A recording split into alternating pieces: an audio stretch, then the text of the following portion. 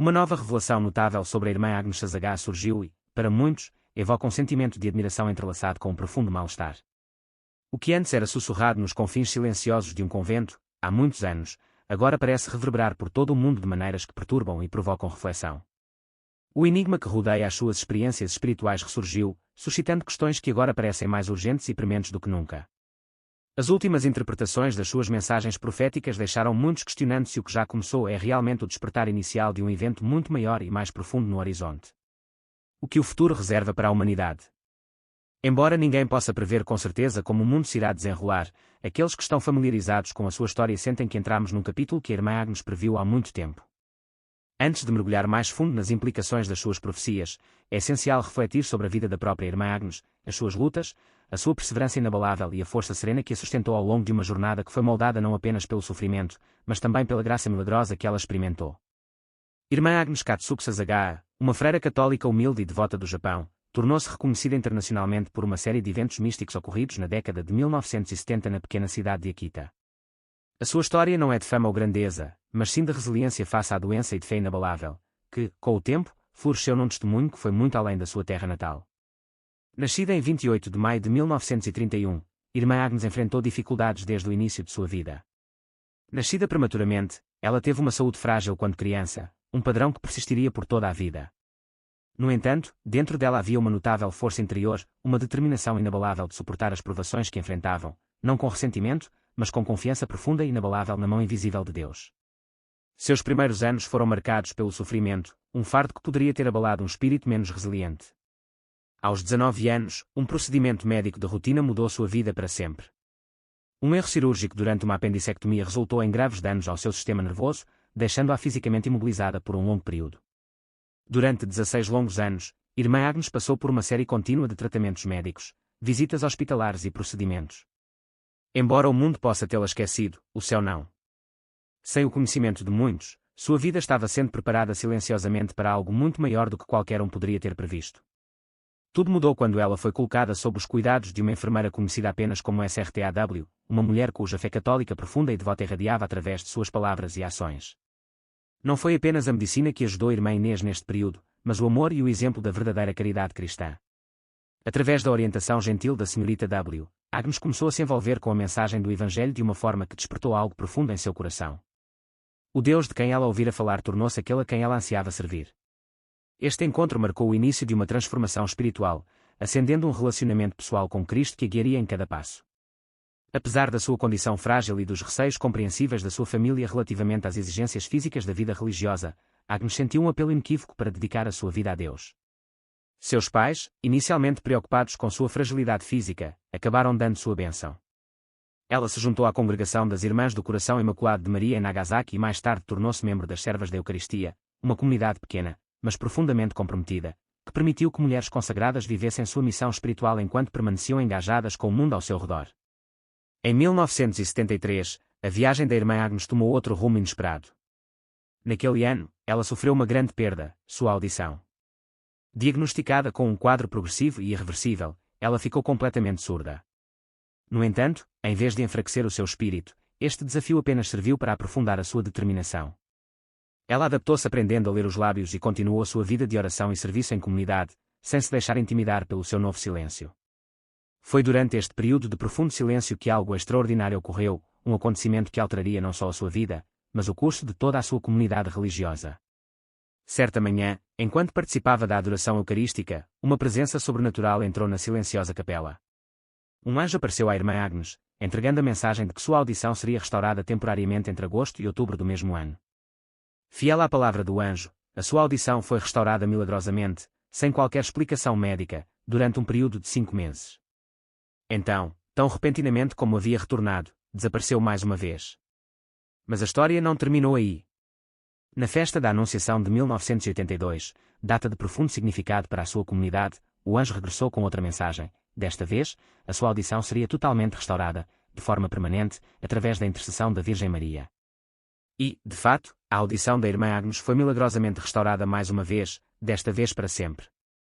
Este evento, testemunhado por outros e registado com admiração e reverência, não foi apenas uma cura, foi parte de um mistério divino muito maior. A história da irmã Agnes tornou-se inextricavelmente ligada a uma estátua da Virgem Maria alojada na capela do seu convento, uma estátua que muitos acreditam ter servido como um veículo para a comunicação divina. Diz-se que a estátua derramou lágrimas humanas reais 101 vezes, um evento que atraiu atenção internacional. Embora tal fenómeno possa parecer inacreditável, foi exaustivamente investigado e cuidadosamente documentado. Para quem testemunhou, as lágrimas não foram apenas físicas, eles carregavam um profundo significado espiritual.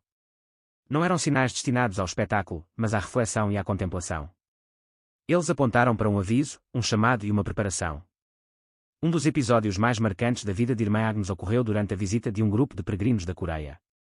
Entre eles estava a senhorita Teresa Chun, uma mulher que foi diagnosticada com câncer cerebral terminal e foi deixada em estado vegetativo. Durante esta peregrinação, ocorreu uma cura milagrosa e a saúde da SRTA Chun foi completamente restaurada. A comunidade médica ficou maravilhada e, mais uma vez, esta cura milagrosa foi atribuída à intercessão de Nossa Senhora de Akita, através das orações fiéis da irmã Inês e dos peregrinos reunidos em confiança. No entanto, um dos sinais mais misteriosos e significativos ocorreu ainda antes, em 12 de junho de 1973. Naquela manhã, quando Irmã Agnes entrou na capela para orar, ela notou um brilho extraordinário que emanava do tabernáculo. Não era o brilho quente da luz solar ou a luz bruxuleante das velas, era algo de outro mundo, um sinal divino de que algo profundo estava prestes a acontecer. 2 dias depois, a luz voltou, mas desta vez brilhou em um vermelho profundo e carmesim. Padre Yuda, diretor espiritual da comunidade, interpretou estas manifestações como sinais de que a Virgem Maria se aproximava, preparando-se para revelar algo profundamente importante. O que se seguiu a estes primeiros sinais foi uma série de mensagens proféticas que traziam advertências, encorajamento e um apelo ao arrependimento, não apenas para a Igreja, mas para o mundo inteiro. À medida que o verão de 1973 se desenrolava, um ar de quietude sagrada tomou conta do convento onde vivia a Irmã Agnes, mas logo daria lugar a algo muito mais significativo.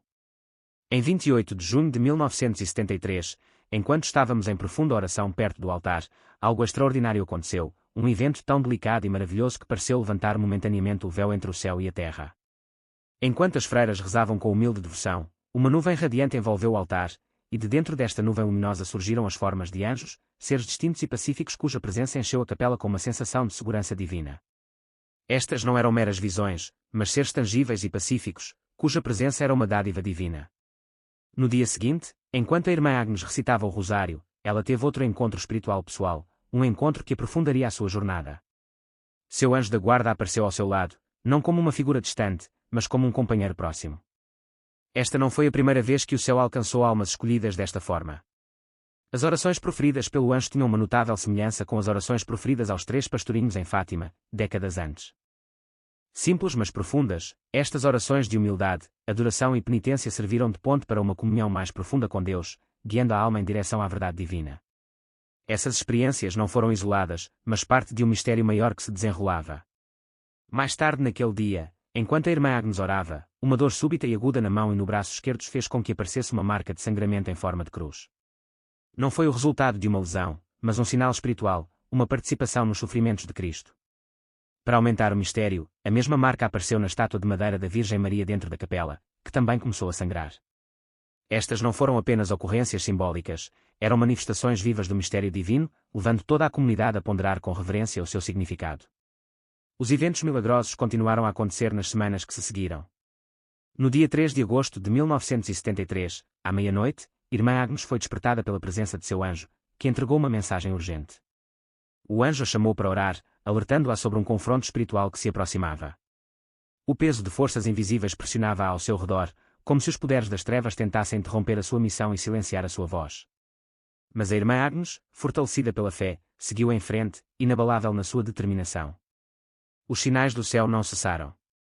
No dia 29 de setembro de 1973, durante a oração da tarde, a estátua que sangrava começou a emitir uma substância oleosa, acompanhada de uma fragrância que encheu a capela, um perfume celestial tão doce e puro que levou os presentes às lágrimas. Esta não era uma fragrância simples, era um sinal sagrado, um lembrete de que o céu estava próximo e que algo profundo estava se desenrolando no mundo. Um dos momentos mais emocionantes da história de Akita aconteceu em 4 de janeiro de 1975. Naquele dia, algo extraordinário aconteceu. A estátua de madeira da Virgem Maria começou a chorar.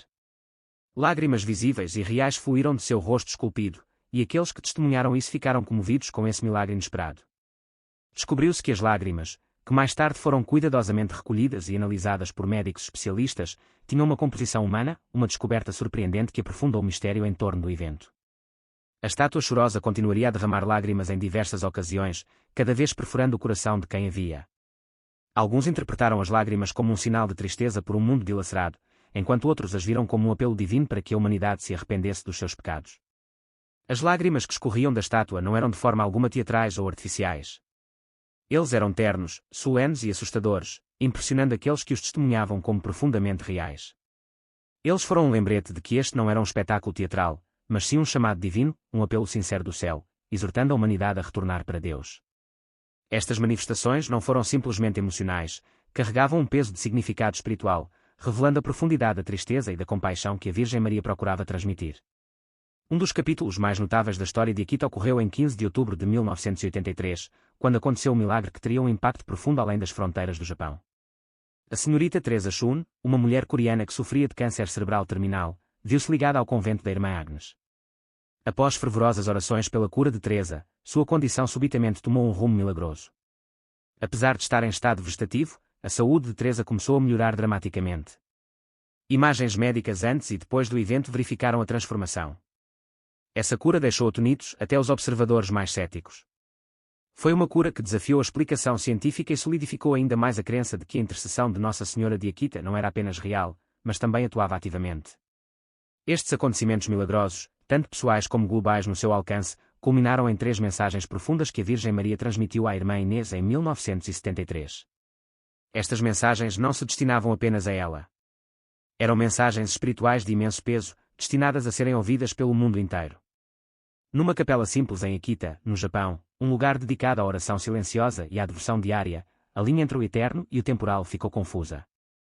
Tornou-se um santuário onde a presença do céu tocou a terra, não através de proclamações em voz alta, mas através de sinais subtis que agitaram as almas daqueles que as testemunharam. A primeira destas comunicações divinas ocorreu em 6 de julho de 1973. O que parecia um dia comum rapidamente se tornou extraordinário. Enquanto a Irmã Agnes se ajoelhava em oração diante da estátua da Virgem Maria, um brilho suave começou a emanar da estátua, uma luz diferente de todas as que ela já tinha visto. Não foi ofuscante, mas sim sereno e impossível de ignorar. Esta luz sobrenatural encheu a capela, sinalizando o início de um diálogo íntimo entre o céu e a terra.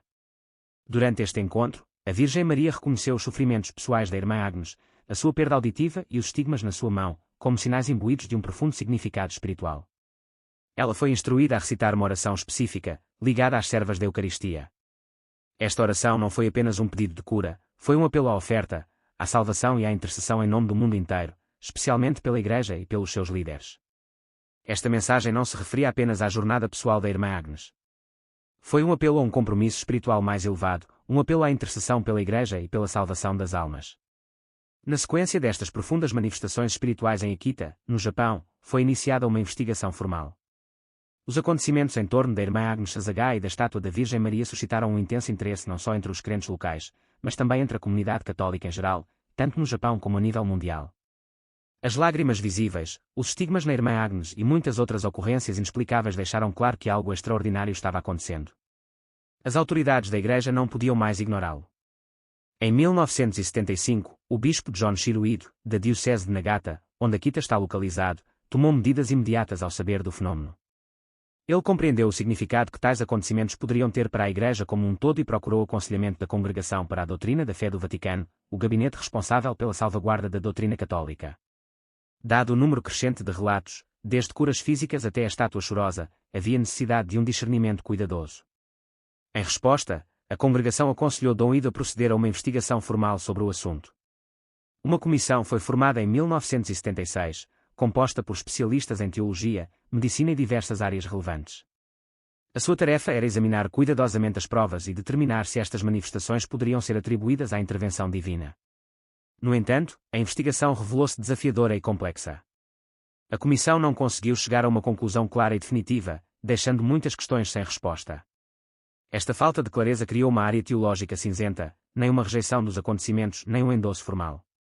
Apesar das conclusões inconclusivas, o bispo Ido permaneceu profundamente comovido com o que testemunhou pessoalmente e continuou a procurar a verdade.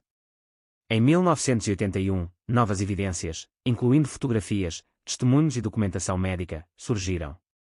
O bispo Ide compilou isto num extenso dossiê e consultou mais uma vez o Vaticano, buscando mais orientações sobre como proceder. Contudo, a Congregação para a Doutrina da Fé permaneceu cautelosa, revendo o material com cuidado, mas decidindo finalmente não lançar um inquérito formal. A sua posição, embora não desdenhosa, manteve uma postura reservada, recusando-se a reconhecer oficialmente os acontecimentos, mas também recusando-se a encerrar totalmente o assunto. Implacável, o bispo Ide continuou os seus esforços, acreditando na natureza profunda do que tinha acontecido em Akita. Em 1982, sugeriu que a hesitação do Vaticano poderia ter resultado de informações incompletas ou mal compreendidas. Ele viajou para Roma em 1983 para se encontrar pessoalmente com membros do Gabinete Teológico do Vaticano para esclarecer a sua posição e procurar maior discernimento. A sua persistência não estava enraizada no desafio, mas numa profunda responsabilidade pastoral de honrar a verdade tal como havia. Finalmente, em 1984, após quase 8 anos de oração, estudo e diálogo, o bispo Ide tomou a corajosa decisão de emitir uma declaração reconhecendo a natureza sobrenatural dos acontecimentos em Akita. Com plena autoridade como bispo da sua diocese, aprovou a devoção pública à Nossa Senhora de Akita dentro da sua jurisdição. No entanto, enfatizou que este reconhecimento era provisório, enquanto se aguarda um julgamento final da Santa Sé. Ele descreveu os eventos como uma revelação privada, o que significa que não eram obrigatórios para todos os católicos acreditarem, mas poderiam ser considerados espiritualmente benéficos. Em 1988, ocorreu um momento crucial quando o bispo Ide, agora reformado, se encontrou em privado com o cardeal Joseph Ratzinger, então chefe da Congregação para a Doutrina da Fé, e mais tarde com o Papa Bento XVI. Durante a reunião, o cardeal Ratzinger teria expressado aprovação verbal da declaração de 1984 do bispo Ide. Embora este não tenha sido um endosso oficial do Vaticano, foi visto como uma forma significativa de apoio, mesmo que entregue discretamente e sem uma declaração formal. Apesar disso, o Vaticano manteve o silêncio sobre o assunto, deixando os acontecimentos de Akita num estado de ambiguidade respeitosa. Embora os acontecimentos tenham sido reconhecidos localmente e discretamente apoiados por alguns membros da Igreja, nunca foram totalmente abraçados a nível universal. Esta falta de uma resolução definitiva provocou um debate contínuo dentro da Igreja, especialmente entre os bispos japoneses. Em 1990, o arcebispo Peter Shirayanagi, de Tóquio, expressou o seu ceticismo em relação às aparições de Akita, alertando contra a aceitação precipitada de tais afirmações. As suas observações refletiram uma mudança mais ampla na abordagem da Igreja japonesa, enfatizando a necessidade de um discernimento cuidadoso em questões do sobrenatural. A história de Akita serve como um lembrete do delicado equilíbrio que a Igreja deve manter ao abordar reivindicações extraordinárias de intervenção divina. Destaca a tensão contínua entre a fé e a razão, entre o místico e o doutrinário, e a responsabilidade de proteger os fiéis das falsidades, permanecendo abertos à possibilidade de encontros sobrenaturais genuínos. Embora o Vaticano não tenha emitido um veredito definitivo sobre Akita, o legado do bispo Ide permanece como um testemunho da sua coragem pastoral e do seu compromisso com a verdade. A sua decisão de reconhecer os acontecimentos na sua diocese teve um impacto duradouro, atraindo peregrinos e inspirando fé, mesmo enquanto o mundo continua a ponderar sobre o mistério de como o céu continua a tocar a terra. Mesmo na ausência de uma declaração oficial mundial das mais altas autoridades em Roma, o reconhecimento dado por Dom Ide continuou a ressoar profundamente entre os fiéis da sua diocese.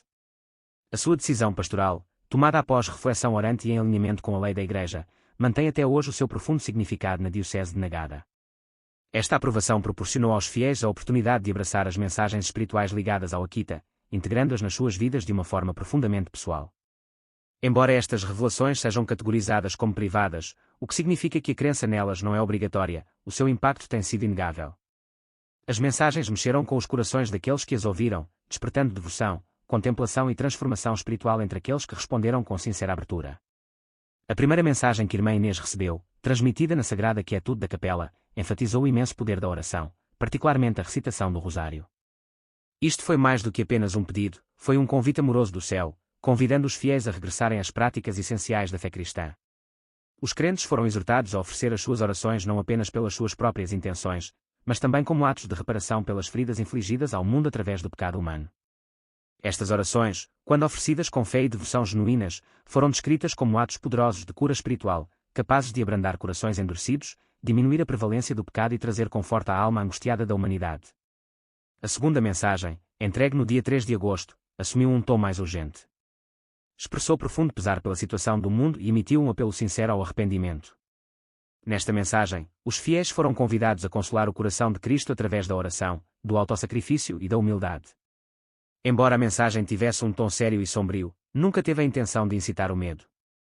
Pelo contrário, serviu como um alerta, um lembrete de que negligenciar os deveres espirituais poderia ter consequências não apenas para os indivíduos, mas para a humanidade como um todo. A irmã Agnes foi instruída a partilhar estas palavras com a sua superiora, sublinhando a gravidade da mensagem e a urgência com que foi entregue. Outra parte significativa desta revelação falava dos desafios espirituais que um dia se desenrolariam dentro da própria Igreja. Estes desafios não surgiriam da oposição externa, mas da confusão interna. A mensagem previa um tempo de escuridão espiritual, quando a clareza de propósito seria testada e a unidade dentro da Igreja seria tensa.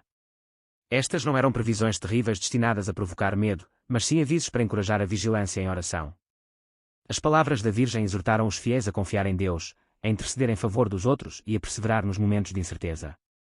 Para aqueles que estavam dispostos a ouvir, a mensagem não era de destruição, era uma tábua de salvação, oferecendo orientação e esperança. Depois, no dia 13 de outubro, uma data importante na história mariana, que recorda os acontecimentos milagrosos de Fátima décadas antes, foi entregue uma terceira e última mensagem. Esta mensagem carregava o peso mais pesado de todos. A irmã Agnes descreveu uma visão que revelou cenas de grande turbulência e sofrimento, a terra em perigo, as pessoas enfrentando dificuldades e o mundo enfrentando provações que ainda estão por vir.